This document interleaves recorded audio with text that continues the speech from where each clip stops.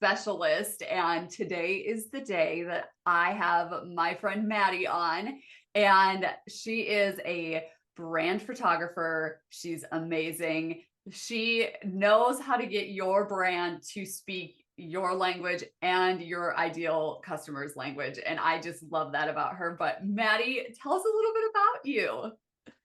Hi, Rosa. I'm so excited to be here today.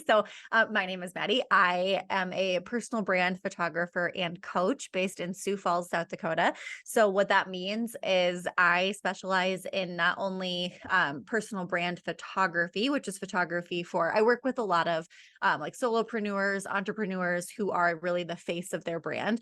But I also work with commercial brands because I think that there is space for personal branding, even in the most corporate of environments, because people connect with people. So I'm working only with businesses, whether that is a one-person show or a large corporation. So that's the photography side. And then I also coach other photographers how to transition their business into personal brand photography, because it's been such a game changer for my life and my business.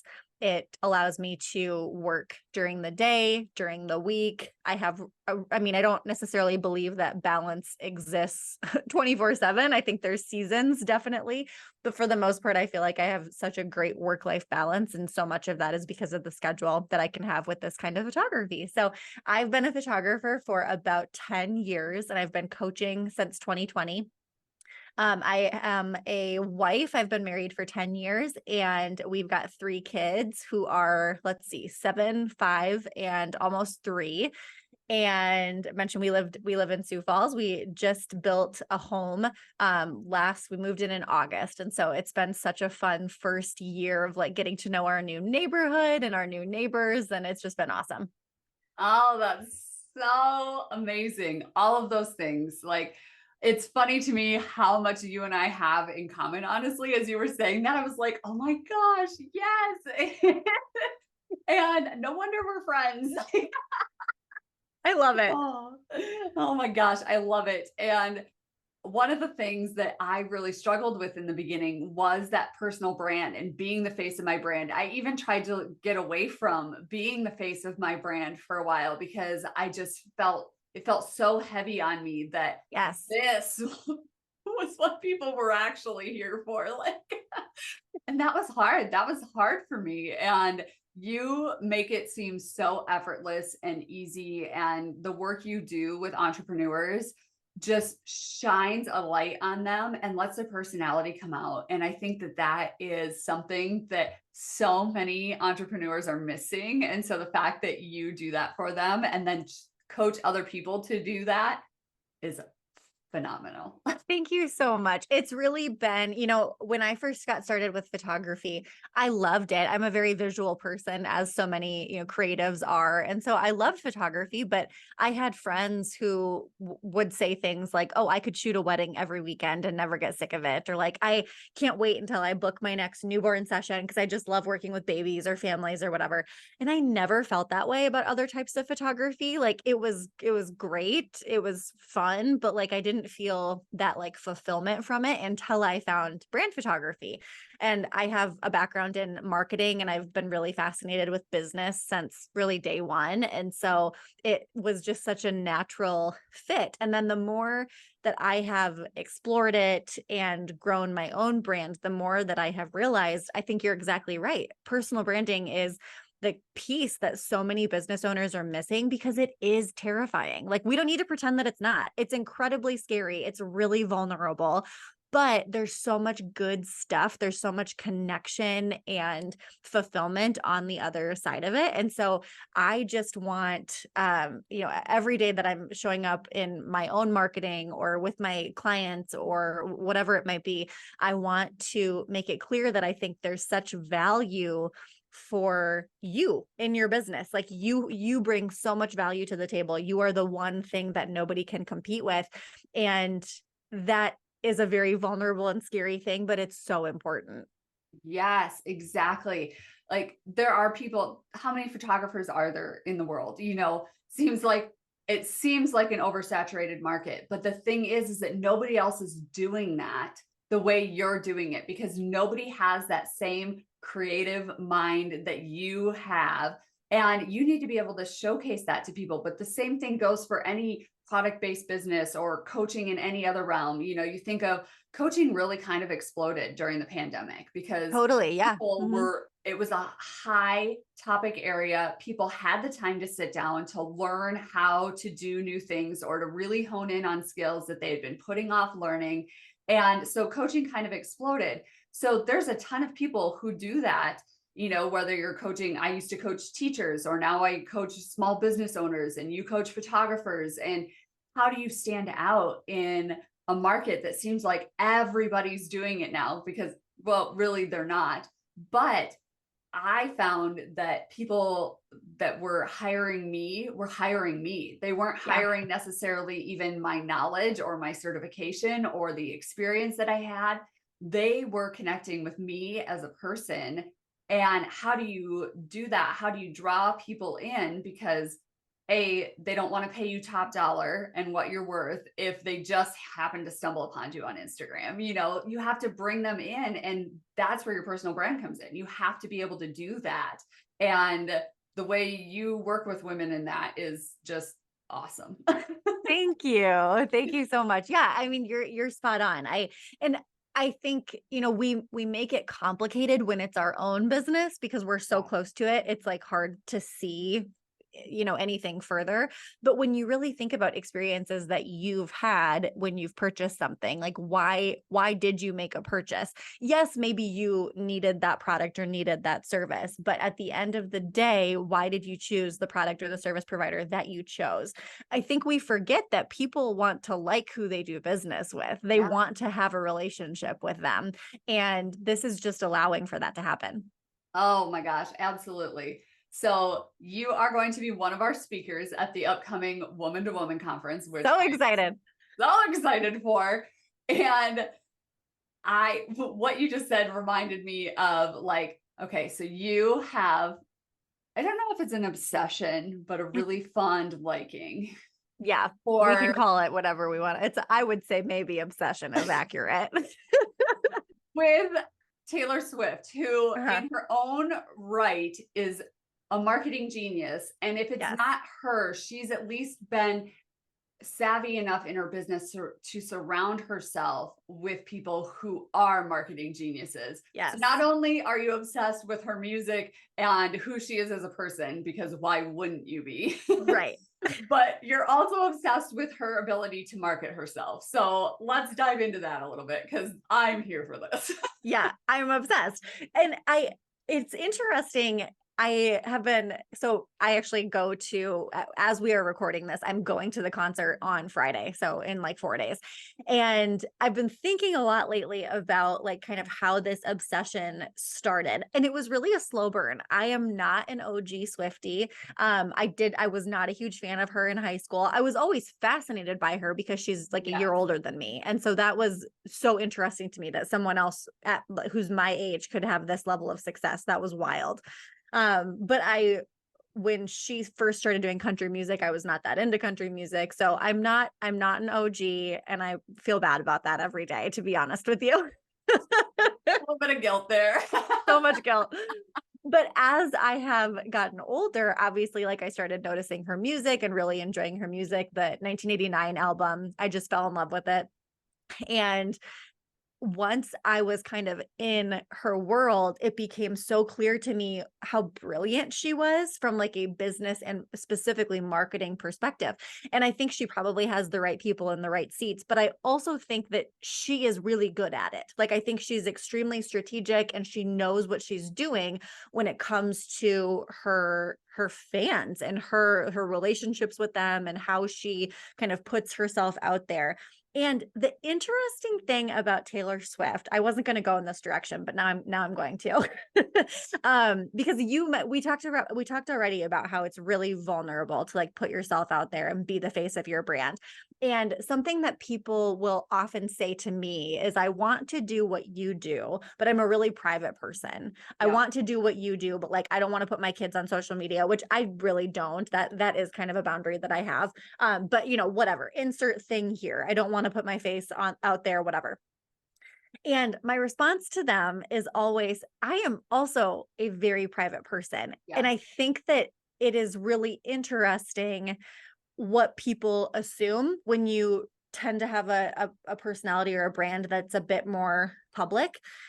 Because certainly there are a lot of things that I put online and that I share. There are a lot of things that I don't and that I never will. And that is also how Taylor Swift runs her brand. I mean, when you everybody knows who Taylor Swift is, right? Like, unless you're living under a rock, you know who this woman is. But do you know what her favorite color is? Do Right. you know what her favorite lunch is? Do like there are so many details that we don't know, even with her relationships, like the relationships themselves, who she's dating has maybe been public, but like the details of them, like where do they live? We don't know that. We don't know Right. anything about that. And Until I she think that's, releases a song about him. and this is true. This is true. But like, But that's also strategic. strategic, that's controlled. She is controlling the narrative, which I think is so interesting and Yes. really good personal branding. Yes. Oh my gosh. Absolutely. And she's one of those people that I've just always been very intrigued by for the Totally. very same reasons, though. And that's the key to her success is you don't know those things. I don't even know if Taylor Swift and I could really be friends in real life. There's a lot of celebrities that I could say like, oh, hands down, we could be besties if we ever met. Like it would Hmm. just happen. We would just be friends. With her, I don't even know like really if we would be super great friends, but the way she carries herself, the way she handles her fans and the amount of respect that she has for them, just even in this tour, all of the people that she's been bringing on stage and the decisions that she's making and performing in pouring rain, all of these things that she's doing, that really shows her values as a person. And to me, that's what speaks louder than anything else that she does in her career. And I think that that's just so cool. She does such a good job of sharing just enough. Like, we know Yes. what her cats' names are. And so Yes. we feel like we're friends with her because we know what her cats' names are. But Yes. again, there's just so much that we don't know. And so I think that that's really cool. And that's one of the many reasons why I really like looking to Taylor for inspiration in the realm of branding, because you don't have to share everything. I feel like she is actually a pretty private person. Yes. You, even if you just look at the last couple of weeks with her like quite public breakup and the way that she has again controlled the narrative, and she's had these paparazzi walks that if Taylor doesn't want to be seen, like if she wants to go under the radar, she will, and she can. She's done Yeah. it before. But if she wants to be seen, the paparazzi are right there, and she's in control of that. So for those of you who are interested in personal branding but feel like you can't do it because you want to maintain a level of privacy, just know that that is entirely within your control. It does Yes. not have to be one or the other. Taylor also, I think, the way that I look at personal branding is like a Venn diagram of who you really are and also who your people are. So in Taylor's case, fans; in our case, maybe like our audience, our clients, our customers.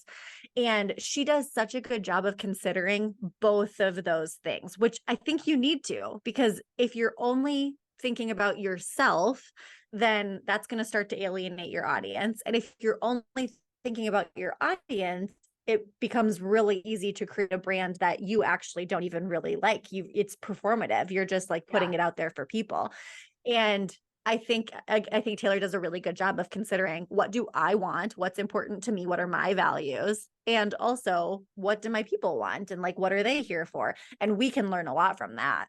Yes, I completely agree. That's one of the things that I actually work on with women who have the product-based businesses. You do the exercise where you find out who your ideal customer is and what they like, what their values are, and all of these different pieces. And then you have to align them with yours. You can't, for me, I'm pretty public about my faith and, wanting to inspire women and creating products that will do that and set intention for them throughout their day when they use these products. And if I choose an ideal client who has never who has never heard the name Jesus before, like that's probably not going to be a good match for me, like, or someone who has very little desire to ever run a business or be a boss or do these things. Like, that's not really my ideal client. So for me, I have to look at my values. Does my client, does my customer have to have every single one of the values that I hold? No, but we need to have those overlapping pieces, just like you said in that Venn diagram model. These are mine, these are my ideal customers, and this is where we meet in the middle. And so you're not alienating people that don't necessarily line up with everything that you believe, but you are also not speaking to the masses where you're not speaking to anyone. Right. That's exactly right. It makes your marketing and your messaging so much easier. It's like Yeah. giving yourself the gift of clarity. It doesn't, I talk about this a lot with photographers because the topic of niching is really scary. Yes. I think for a lot of people, but especially for the clients that I work with. And I relate to that. It was terrifying for me, but it has also freed me up of so much. Like I have so much clarity now on who I'm talking to, who that person is, what does their life look like. So I know exactly who I'm talking to. And also, there are still people who come in who are not maybe that quote unquote ideal client who might still be a really great fit. And it's not alienating them by having Loctite messaging, right? Like they're still going to be able to find you. And then once they kind of come into your sphere and say, hey, I want to work with you, I want to book you, whatever, you get to decide, okay, do I want to do I want to pursue this? Do I think that I could help this person? Are they a good fit? Or are they not a good fit? You get to decide. It doesn't mean that, no one outside of your ideal client is ever going to come to you. That will probably happen more because your messaging will be so good. Yeah, exactly. Oh my gosh, exactly. Because I definitely struggled with that starting off. I was like, if I niche down too much, then I put myself in a box, Yes, it's such a fear. Yeah. Yes, yeah, and that's definitely not what happens at all. And for you, the type of photography that you niche down into, when you talk about the freedoms, it gave you more than even just like freedom within your own business. It gave you that balance that you were looking for to be able to be at home on nights and on weekends. If you were shooting weddings every weekend, you would be away from your kids and your husband every single weekend. Being able to take time to recharge and do things as a family wouldn't happen during your busy seasons, which I think is one of those things that burns a person out on. And so Totally. for those people that weddings light them up, like that's awesome. Good for you. But I struggled with that with teaching. When I Hmm. was coaching teachers, they're only available on nights and weekends. So I was teaching Yeah. all day long. And then I had to have availability at nights and on weekends to coach these other teachers. And pretty soon, my schedule was completely booked. And it took a while for me to be able to say, nope, this is my boundary. Right now, we have no daycare.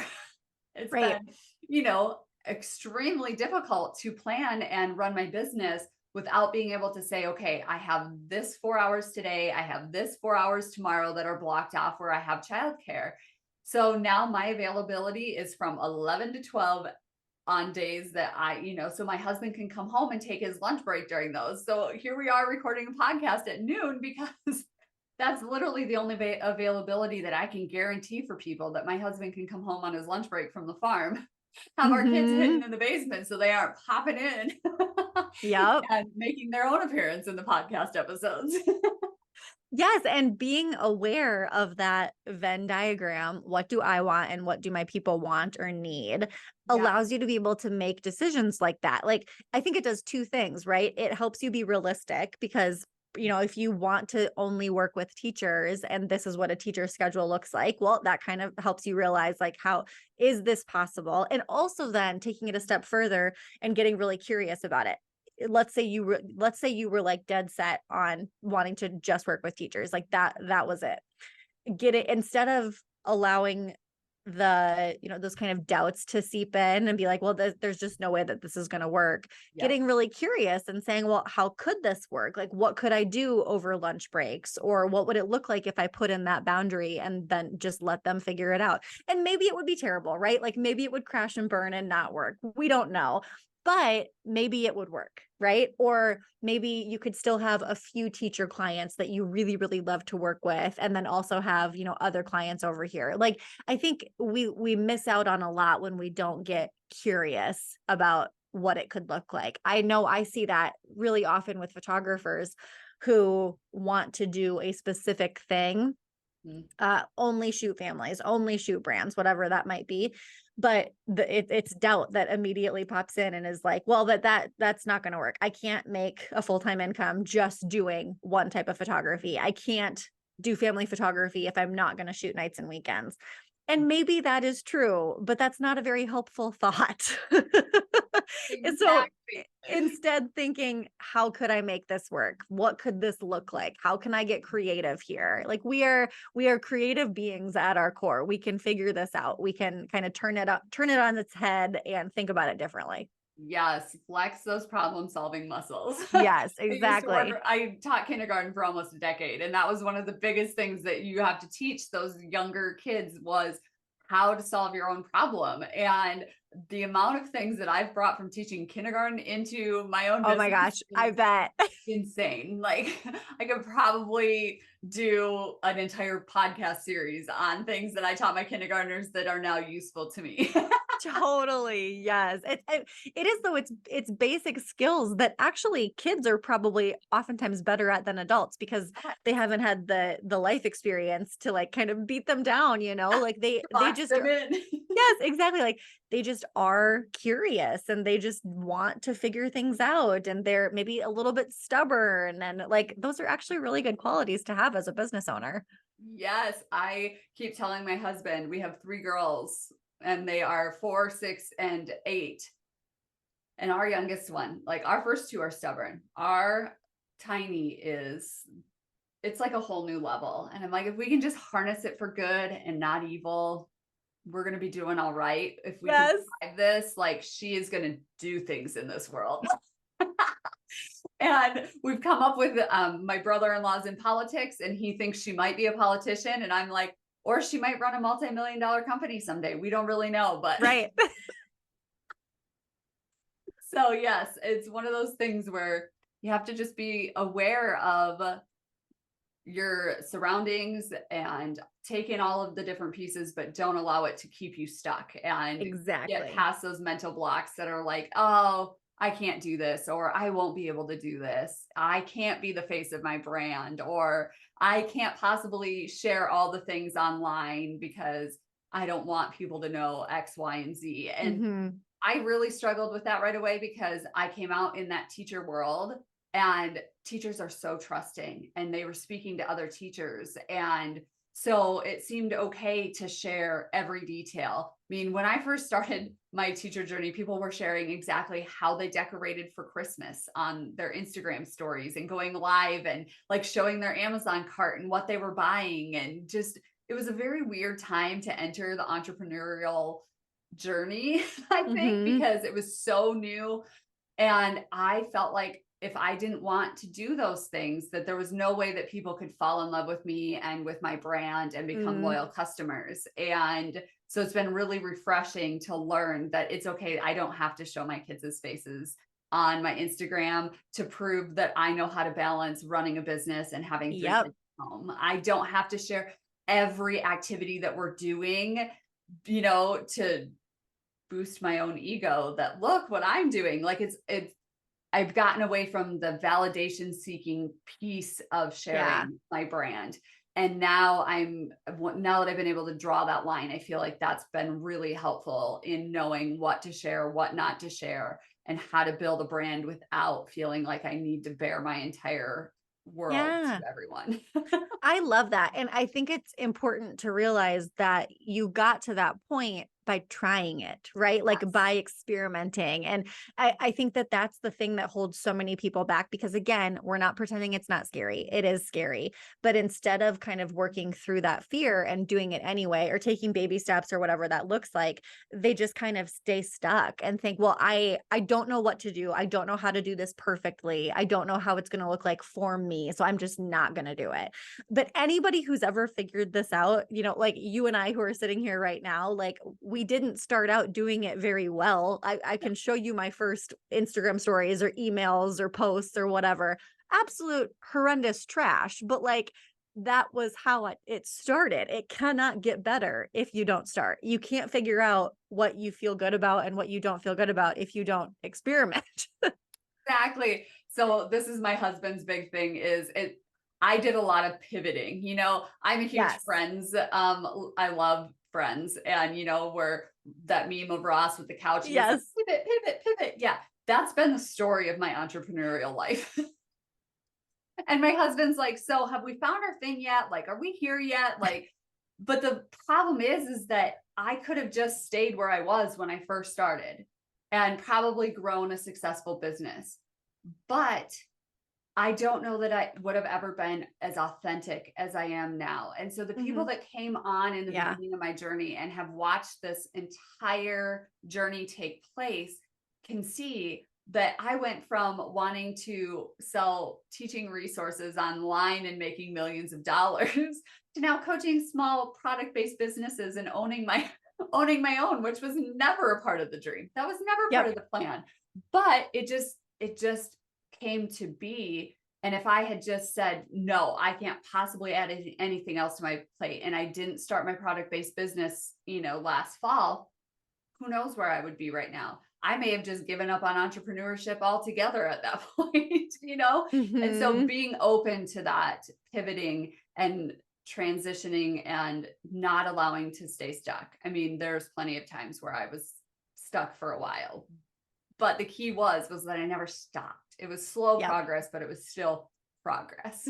Yep. I think you build so much trust with yourself when you do that. Like, we were this last weekend, we're kind of casually, myself and my siblings-in-law are talking about maybe, possibly, who knows, buying a business. And my sister-in-law was like, well, what happens if it fails? And I just kind of like cocked my head. I was like, that was not even a thought in my No. mind, because I know it won't. And I also think I look at failure so differently now. Mhm. If we start doing it and it doesn't work and it was very clearly a bad decision, then we will end it or get out or whatever. And that would not be a failure, because that would be the right thing to do. You know what I mean? Like, Yes. I just look at failure so differently. And I thought it was such my sister-in-law doesn't have experience with entrepreneurship at this point. And I thought that was just a really interesting conversation from someone who's been doing it for, 10 years versus someone who has a really incredible job that's just not entrepreneurial. And it was a cool moment that I realized, like, oh, I've built such trust with myself that, like, I'm Yeah. not concerned about that. It won't fail. Like, failure is not really a thing that I think about? Right. Yeah. I've completely even removed failure from my vocabulary. It's Mhm. what did I learn from that? Or Exactly. where do we go from here to adjust and adapt and keep moving forward? And so Yeah. it took my husband a little bit because he farms, it's a family business, he's self-employed. So he understands business ownership and what it takes and all of those pieces.